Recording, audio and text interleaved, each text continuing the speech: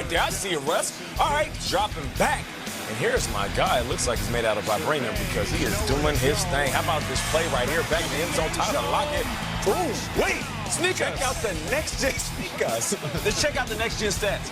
6.3% probability on this play. That was ridiculous. What are you talking about? Russ is ridiculous. But here we go. What about this interception? This was quite ridiculous. It was ruled incomplete at the time, but then after taking another look at it, pay attention to my guy, Tedrick. Oh, this is nasty. This is the type of TED Talk I want to attend. My guy comes up with the interception, Goff hand on the chin, but still, though, with a chance to win, 44-yard attempt, down by one, and Greg the leg pushes it right. Look at that crowd. The crowd was going crazy, and Russ said, look at that hair. Let's go! How about that? The Seahawks are at 4-1, and Russell Wilson is playing like an MVP. Unbelievable. Let's say hello to Will Selva. He's out in the newsroom in Culver City. Will, would you like to see a themed highlight later today? Absolutely. Do we know what the theme highlight is, or are we just soliciting any and all highlights? Because it was in Seattle, so it just begs for Temple of the Dog, Meat Puppets, any of those kinds of bands. Just saying. Yeah, you know what I'm talking about. There will be a backwater reference, Will. You hit the puppets. I like it. Take it away. Yes, the master. I love it. Meat puppets.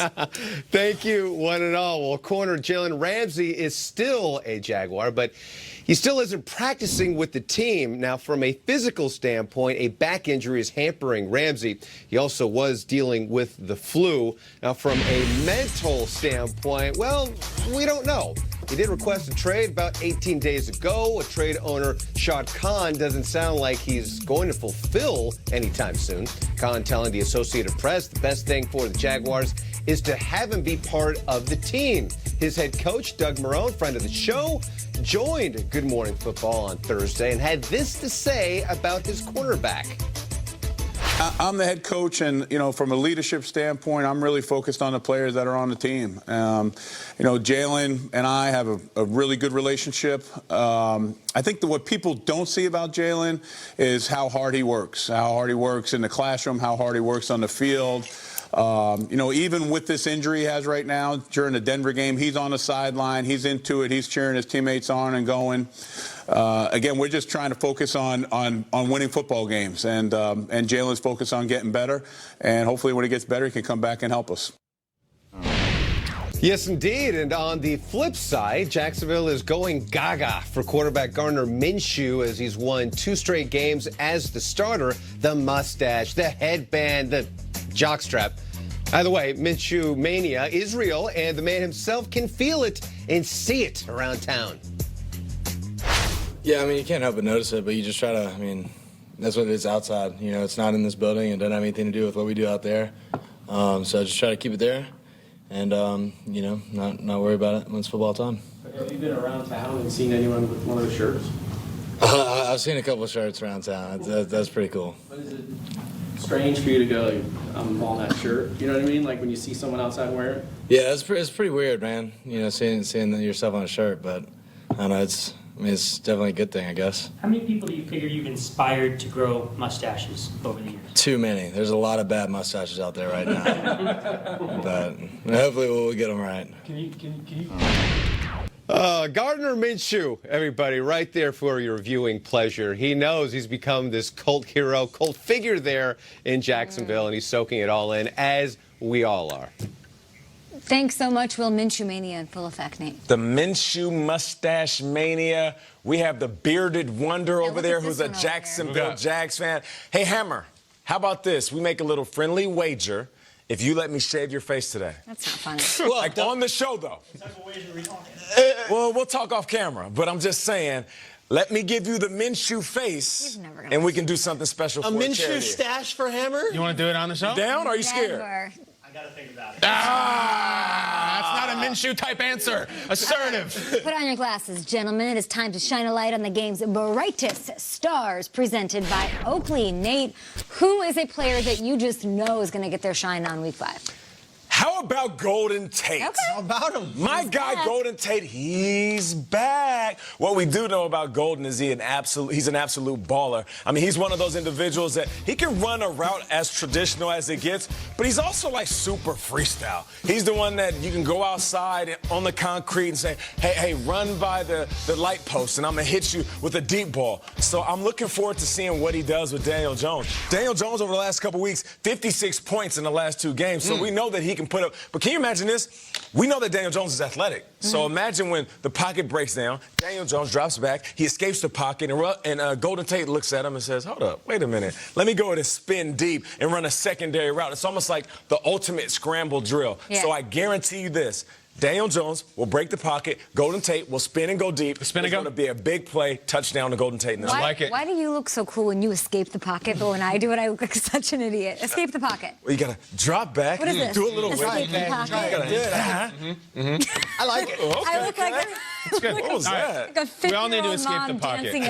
dancing at a birthday party. You're like so much swagger. Shreg, so you Well, got- hold on, Strix. Escape the pocket. Go on. I want to see you do it, too. Nate, how do you do it one more time? You got to like- escape the pocket. escape the pocket. Whoa, whoa, whoa, whoa. All right, fine. Escape the pocket. You look like you're skiing. Too much. And now Kyle does too much. Go for it. No, never. No, you have to do it. Oh, yeah. Right. So what you do, you're here, and you escape the pocket. Whoa. Escape the That's it. pocket. Oh, and I just threw out my shoulder. That's good. MRI. Shriggs, who's shining?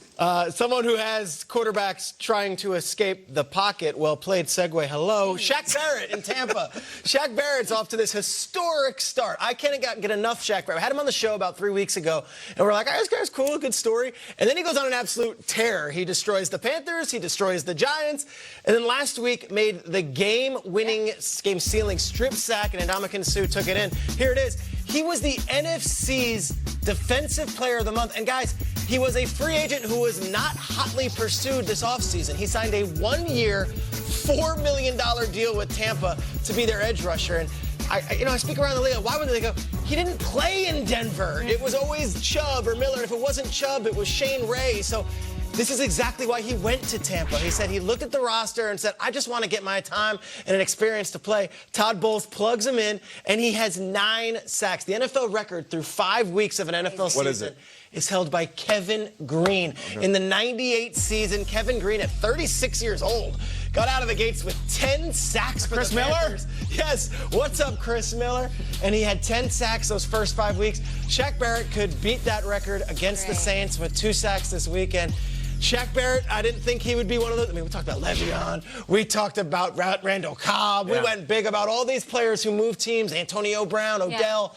Shaq Barrett might have been the best free agent acquisition of the entire offseason, and he was signed to a 1-year, $4 million deal. Tampa Bay Buccaneers playing good football. Shaq Barrett might be my new favorite player in the league. Can I tell you something he said this week? This is an incredible thing. He mentioned Shane Ray. When Shaq Barrett was in Denver and Shane Ray came in and they drafted him, Shaq Barrett sold him his jersey number for $2,000. He took the $2,000, which is like way, way low in that market. It's like $2,000, sure, absolutely take it. He was that inconsequential. Now he's taking over the league. And all the Denver fans are just like, Yep. let me slide under the table because we could really use him. As They need to get out of the pocket. Our first, slide out of the pocket. I'm going to go to Allen Robinson, because I feel like we don't talk about him very much on the show, and he has been shining. They had this quarterback change happen in the middle of the game last week. He still secured 77 yards, catching all of his targets, all 7 of them. He does with Chase Daniel. Mitchell Trubisky looks his way. He has a 25% target share on this squad. It's him. That's who Trubisky looks at. That's who Chase Daniel is going to look at. I feel like the one thing he hasn't done, Nate, is find the end zone. And I think he can do that in London this weekend against the Raiders, who've been really, really generous. So from a fantasy perspective, I really like him. I think people are worried about him with Chase Daniel under center.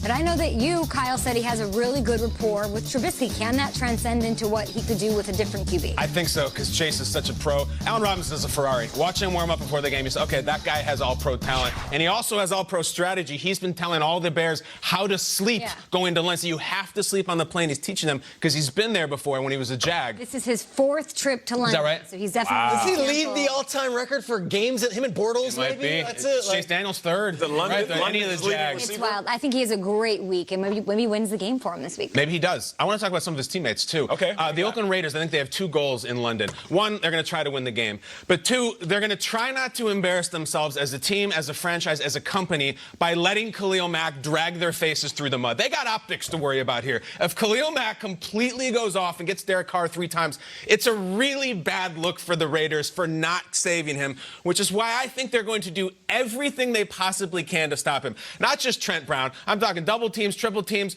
park the team bus in front of Khalil Mack, a blow dart, anything. They have to stop Khalil Mack, which is why I think the Stars are going to be the Chicago Bears' other pass rushers. And boy, do they have a lot. Leonard Floyd, Akeem Hicks, Nick Williams, Eddie Goldman, Roy Robertson-Harris, Aaron Lynch. Look for these guys to have big games. Akeem Hicks, I know, is a game-time decision, but I think that they will literally have 6 guys trying to block Khalil Mack. Not even just to win the game, just to save some face. If he does them like he's been doing every other team, it is a bad look for the Raiders. So look for the other Bears, especially Leonard Floyd, to have big days. Stacey Dales is live in London. She'll be joining us during the show. We've got Ian Rappaport joining us with some updates on Stephon Diggs, but also your highlights after this.